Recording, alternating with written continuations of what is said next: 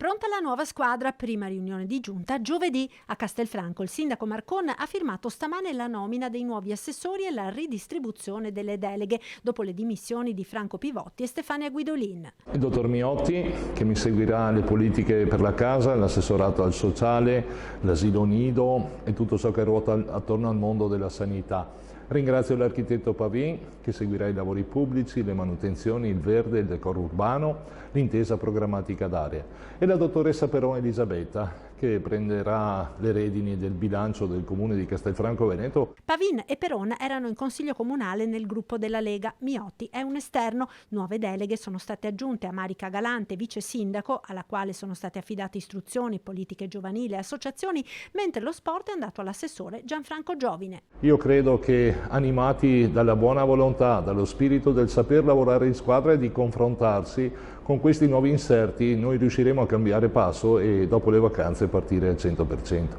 Nel frattempo sulla maggioranza leghista è arrivata una nuova grana con le ennesime dimissioni, quelle del consigliere Matteo Zanellato, che ora aprono il nuovo e scottante capitolo delle sostituzioni dei posti rimasti vuoti in consiglio comunale.